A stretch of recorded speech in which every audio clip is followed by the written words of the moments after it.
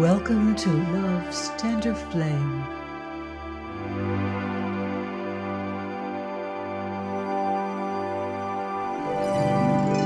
Tales of Romance. I'm Ardell, reading The Auction Block by Rex Beach.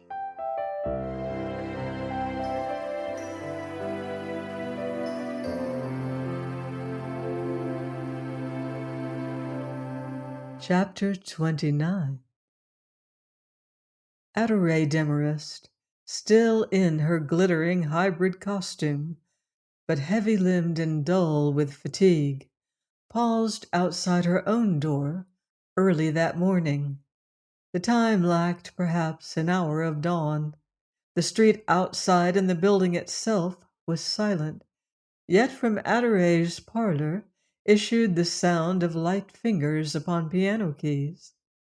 Adoree entered to find Campbell Pope, with collar loosened and hair on end, seated at the instrument. The air within the room was blue and reeking with the odor of stale tobacco smoke, and the ash receiver at his elbow was piled high with burnt offerings, one of which was now sending an evil-smelling streamer toward the ceiling. Pope rose at Adoree's entrance, eyeing her anxiously. "Is everything all right?" he cried. "Is what all right?" Lorelei." "Oh, yes. What are you doing here?" "I suppose I must apologize. You see, I heard the news and I came here after the show. When I learned where you were, I decided to wait and help." "You decided to help?" Adoree eyed the disheveled musician queerly. "By smelling up my parlor and playing my poor piano all night? Is that how you help? What do you mean, help?" The critic appeared to realize for the first time the lateness of the hour. Glancing at his watch, he gasped. "Why, I had no idea this was the time. I've been here all night, haven't I? You see, after I got in, I was afraid to go out without explaining." "What do you mean by saying you wanted to help?" Miss Demarest repeated curiously.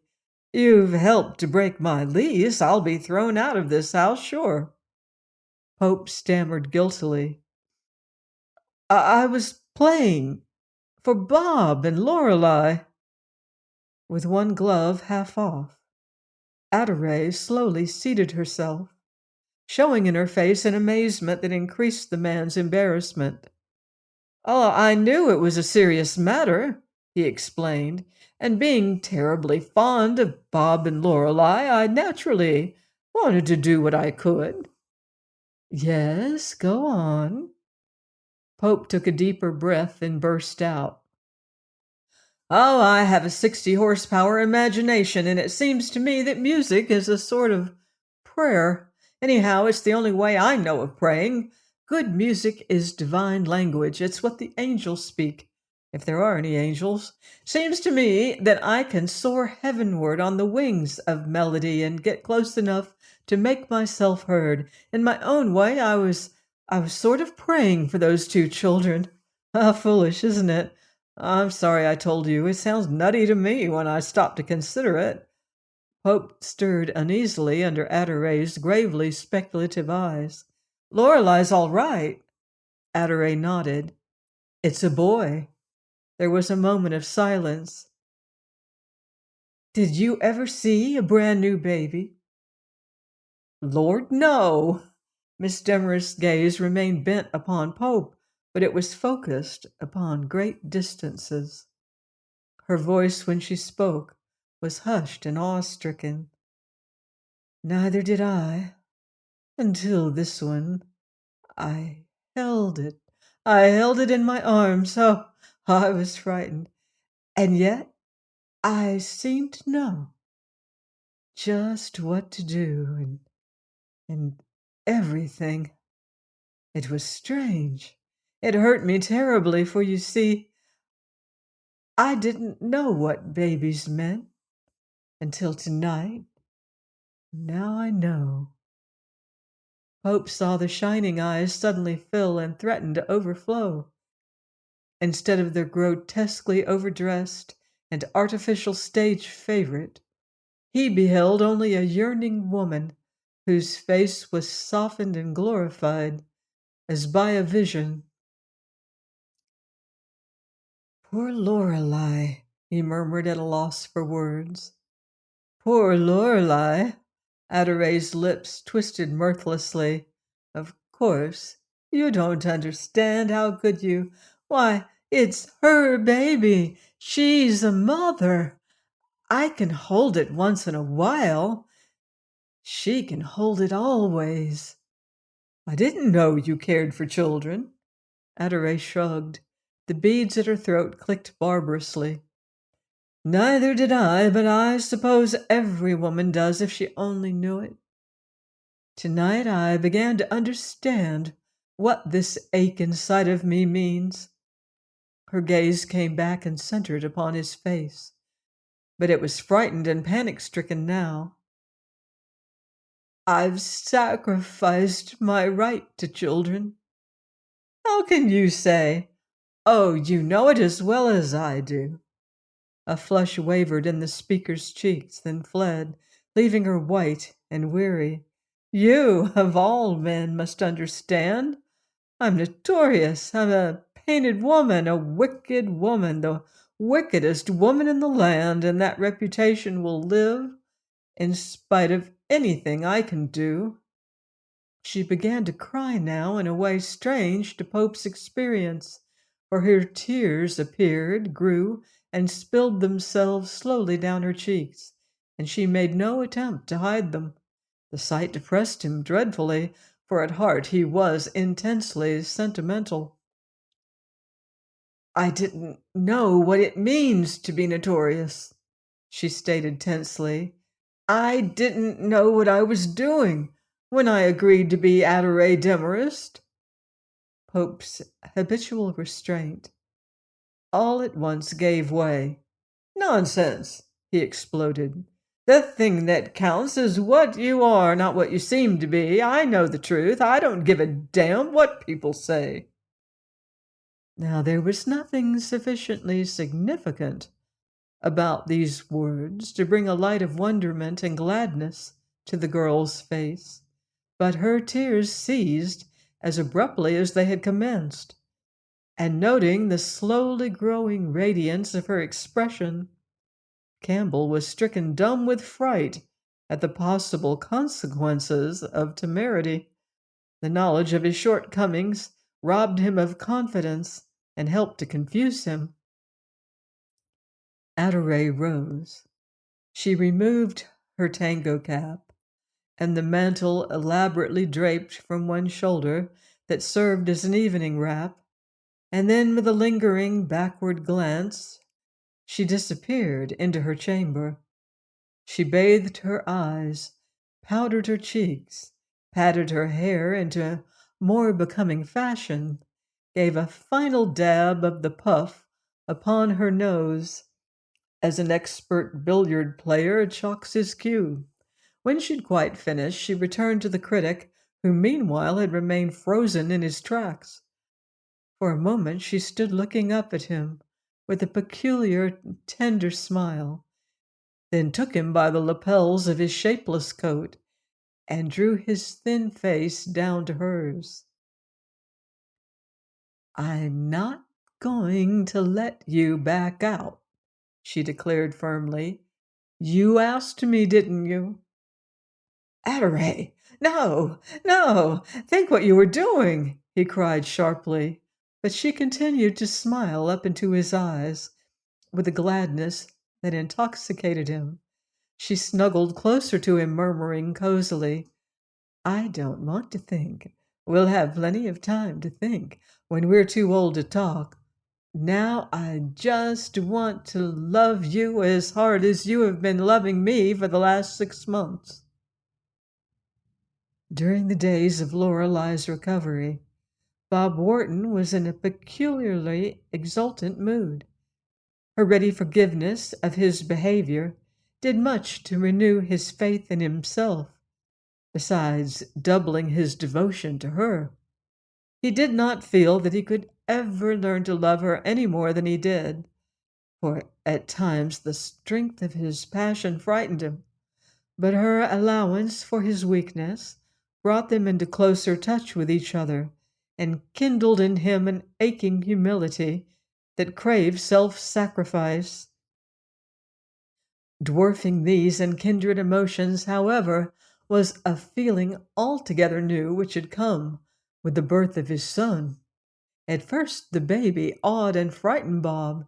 It oppressed him with a sense of tremendous responsibility, but on the heels of this came a dawning pride, and then an insatiable curiosity. He began to spend a great deal of time with the infant. He studied it, he stared at it. When no one was looking, he felt of the little fellow gingerly, and would have enjoyed examining it minutely had he dared. His hands itched for it, and its weak, strangling gurgles sent indescribable thrills through him. The easy dexterity with which the nurse handled it, as if the precious atom were a bundle of rags, excited Bob's liveliest apprehension, and at such times he hovered nearby, poised on tiptoe, for fear she might drop it. He felt that it should be borne on silken cushions, while heads were bowed and backs bent, rather than upon the hip or in the crook of a careless elbow. When he ventured to voice this feeling to his wife, he was offended at her amusement, and for a whole day tortured himself with the suspicion that the child's mother did not truly love it. To all young fathers there comes a certain readjustment of values. To Bob, who had always led a selfish, thoughtless existence, it was at first bewildering to discover that his place at the head of the household had been usurped by another. Heretofore, he had always been of supreme domestic importance, but now the order of things was completely reversed, if not hopelessly jumbled. First in consequence came this new person, tiny and vastly tyrannical because of its helplessness. Then the nurse, an awesome person, a sort of oracle and regent combined, who ruled in the name instead of the new heir. Nurse's wisdom was unbounded. Her lightest wish was law, and next to her in authority was a fat bearded prime minister who daily came and went in an automobile and who wrote edicts on a little pad. This person's frown threw the entire establishment into confusion. Lorelei herself occupied no mean station in the new scheme, for at least she shared the confidence of the nurse and the doctor, and ranked above the cook and the housemaid. But not so Bob. Somewhere at the foot of the list he found his own true place. Now, strange to say, this novel arrangement was extremely agreeable to the deposed ruler. Bob took a shameless delight in doing menial service. To fetch and to carry for all hands filled him with joy. But once outside of the premises, he reasserted himself, and his importance grew as gas expands. He swelled to the bursting point. He strutted, he grinned. He was broadly tolerant, and more than once he startled total strangers by laughing hilariously at nothing. When he could not talk, he whistled in tune to the singing voices within him. But it was seldom indeed that he could not talk, and before long his intimate friends began to avoid him like a plague. It was his partner Kurtz who finally dubbed him the pestilence that talketh in darkness and the destruction that wasteth our noondays. Scarcely less interested in the new baby was Campbell Pope. Pope, in fact, was becoming interested in almost everything of late. He was growing youthful, too, in a way that vaguely alarmed his acquaintances. His cynicism was disappearing. His dramatic reviews began to assume a commendatory tone that all but destroyed their journalistic value. When Lorelei had recovered sufficiently to receive visitors, The two lovers appeared one afternoon, laden with packages. "We've been shopping for the baby," Adoree explained as she began to unload herself, and Pope announced enthusiastically that the experience had been the most exciting of an adventurous lifetime. Both of them, it seemed, had given free rein to their extravagance.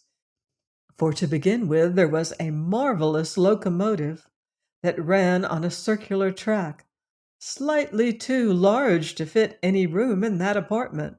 It was no ordinary tin toy. It had a bell that rang and a whistle that tooted, and a queer little painted mannequin inside the cab. There were, moreover, a depot, a bridge, and a frowning mountain range pierced by a tunnel. All in all, the outfit weighed perhaps 60 pounds and required the operating skill of a practical mechanic. And it proved a dangerous plaything, too, for once it had been thoroughly wound up and set in motion, it developed an unsuspected and terrifying energy. Bob subdued it only after it had completed a speed trial down the hall, in the course of which it substantially damaged baseboard and plaster. Pope's taste ran to mechanical contrivances.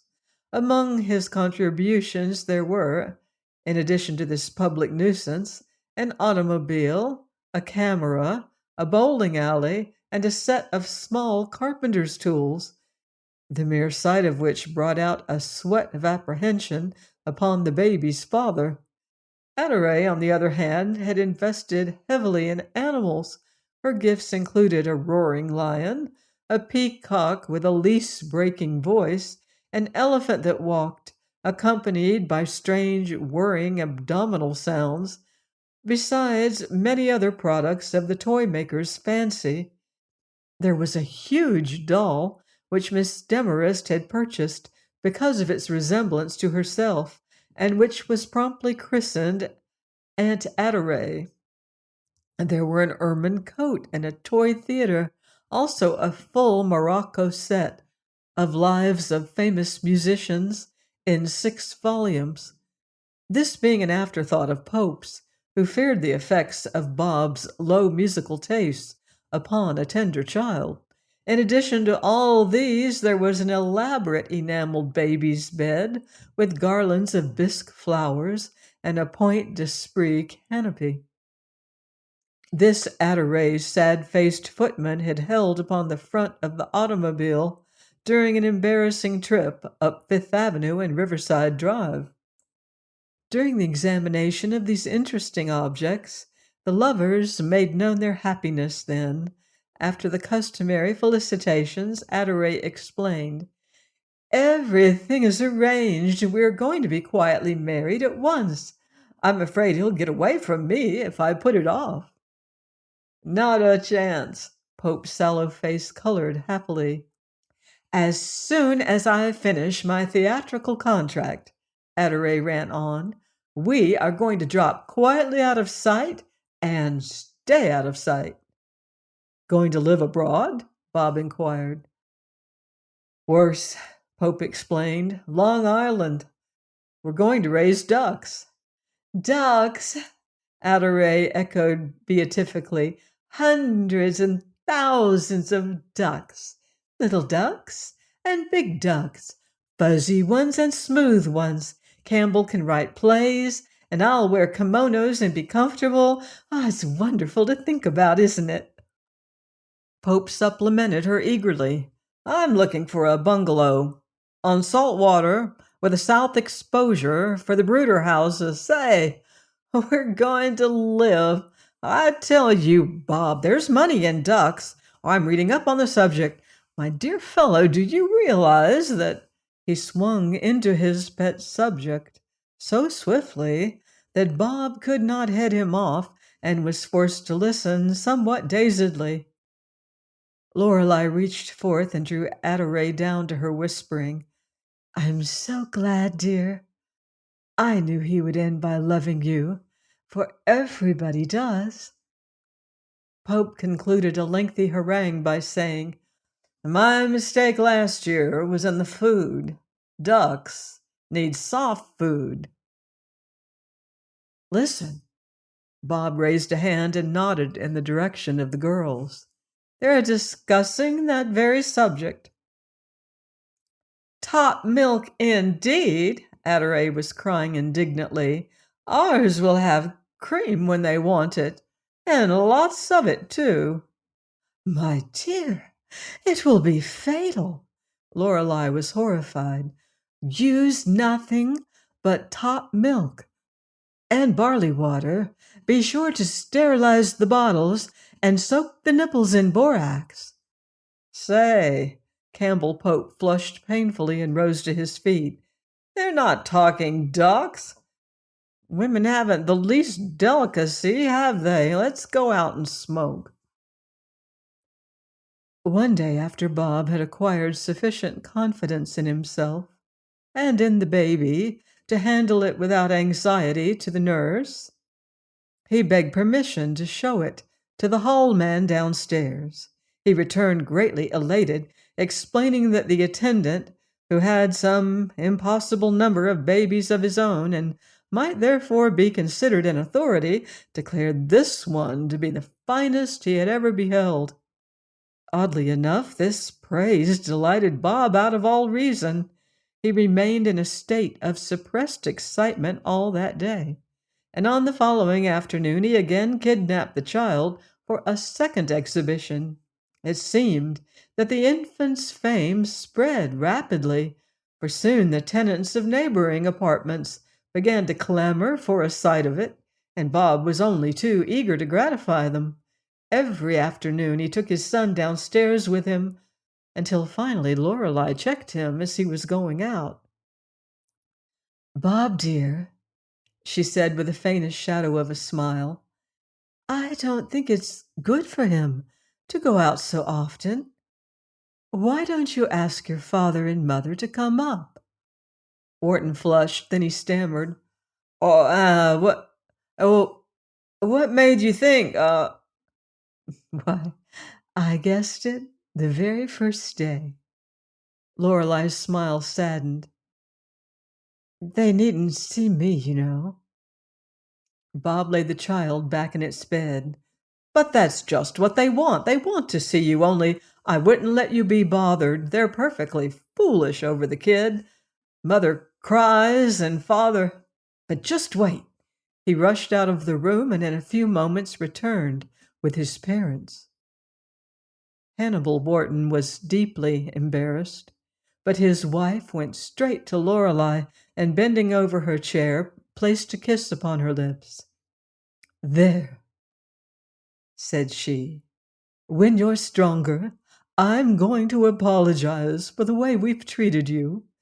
We're old people. We're selfish and suspicious and unreasonable, but we're not entirely inhuman. You won't be too hard on us, will you? The old lady's eyes were shining. The palms which were clasped over Lorelei's hand were hot and tremulous. The look of hungry yearning that greeted the elder woman's words were ample answer, and with a little choking cry, she gathered the weak figure into her arms and thrilled as she felt the amber head upon her breast. Hannibal trumpeted into his handkerchief, then cleared his throat prematurely, but Bob forestalled him with a happy laugh. Don't hold any post-mortems, Dad. Lorelei knows everything you intend to say. I'm blamed if she does, rumbled the old man, because I don't know myself. I'm not much on apologies. I can take 'em, but I can't make 'em. His voice rose sternly.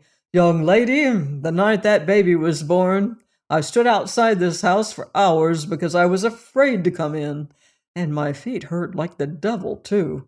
I wouldn't lose that much sleep for the whole Steel Trust, but I didn't dare go back to the hotel, for Mother was waiting, and I was afraid of her, too. And I don't intend to go through another night like that. Bob's mother turned to her son, saying, She is beautiful, and she is good, too. Anybody can see that. Oh, we could love her for what she has done for you, if for nothing else. Well, I should say so, proudly vaunted the son. She took a chance when she didn't care for me. and she made me into a regular fellow. Why, she reformed me from the ground up. I've sworn off every blessed thing I used to do." "Including drinking?" gruffly queried the father. "Yes." Lorelei smiled, her slow, reluctant smile, at the visitors, and her voice was gentle as she said, "He thinks he has, but it's hard to stop entirely. And you mustn't blame him if he forgets himself occasionally. You see, drinking is mostly a matter of temperament after all, but he's doing splendidly, and some day, perhaps—" They nodded understandingly. "You'll try to like us, won't you? For Bob's sake?" pleaded the old lady timidly. "I intend to love you both very dearly," shyly returned the girl, and noting the light in Lorelei's face, Bob Wharton was satisfied. Restraint vanished swiftly under the old couple's evident determination to make amends, but after they had gone, Lorelei became so pensive that Bob said anxiously, "I hope you weren't polite to them merely for my sake." Lorelei shook her head. "No, I was only thinking. You realize that none of my own people have been to see me, that I haven't had a single word from any of them?" Bob stirred uncomfortably. He started to speak, then checked himself as she went on, not without some effort. "I'm going to say something unpleasant, but I think you ought to know it. When they learn that your parents have taken me in and made up with us, they're going to ask me for money. It's a terrible thing to say, but it's true." "Do you want to see them? Do you want them to see the baby?" "No." Lorelei was pale as she made answer. "Not after all that has passed." Bob heaved a grateful sigh. "Oh, I'm glad. They won't trouble you any more." "Why, what?" "I've been waiting until you were strong enough to tell you. I've noticed how their silence hurt you, but it's my fault that they haven't been here. I sent them away." "You sent them away?"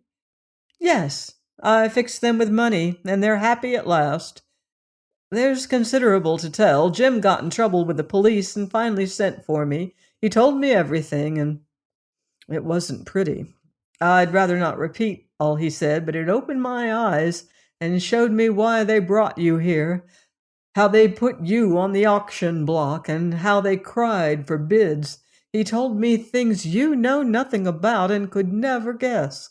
When he had finished, I thanked God that they had flung you into my arms instead of some other man's. It's a miracle that you weren't sacrificed utterly. "Where's Jim now?" "Somewhere in the boundless West. He gave me his promise to reform." "He never will."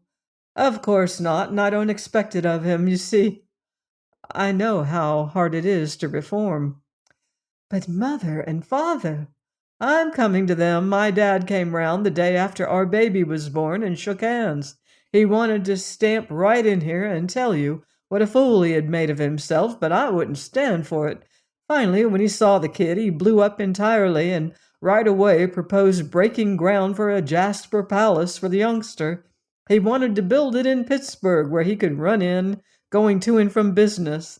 Mother was just as foolish too. Well, when I had had my little understanding with Jim and learned the whole truth about your people, I realized that no matter where we went, they would be a constant menace to our happiness unless they were provided for. It struck me that you had made a game fight for happiness, and I couldn't stand for anything to spoil it at the last minute. I went to Mother and told her all the facts, and she seemed to understand as well as I. how you must feel in spite of all they had done, and so we shook down the governor for an endowment." "Bob, what do you mean?" Lorelei faltered in bewilderment. "We asked him for $100,000 and got it." Lorelei gasped. "He bellowed like a bull, he spat poison like a cobra, he writhed like a bucket of eels, but we put it over."